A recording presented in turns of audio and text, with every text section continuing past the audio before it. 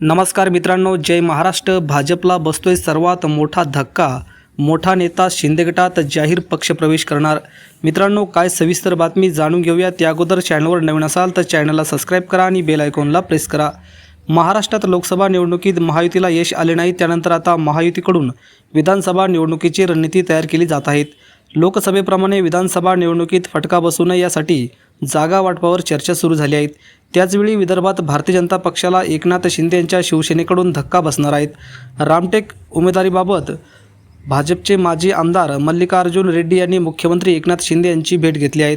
यामुळे रामटेकचे माजी भाजप आमदार मल्लिकार्जुन रेड्डी शिवसेना शिंदे गटाच्या वाटेवर असल्याची चर्चा सुरू झाली आहे। यामुळे विदर्भात भारतीय जनता पक्षाला शिवसेनेकडूनच बसणार आहे मोठा धक्का। विधानसभा निवडणुकीसाठी रामटेकचे माजी भाजप आमदार मल्लिकार्जुन रेड्डी यांनी तयारी सुरू केली आहे। भाजपकडून तिकीट मिळण्याची शक्यता नसल्यामुळे त्यांनी शिवसेना शिंदे गटाचा पर्याय निवडला आहे। त्यासाठी ते शिवसेना शिंदे गटाच्या वाटेवर असल्याची चर्चा सूत्रांनी दिली आहे। शिवसेना शिंदे गटाकडून रामटेक विधानसभेसाठी पर्यायी उमेदवाराची चाचपणी केली जात असल्यामुळे रेड्डी यांनी एकनाथ शिंदे यांना संपर्क साधला आहे। मित्रांनो, या संदर्भात आपल्याला काय वाटतं? आपल्या प्रतिक्रिया नक्की कमेंट बॉक्समध्ये व्यक्त करा। धन्यवाद। जय महाराष्ट्र।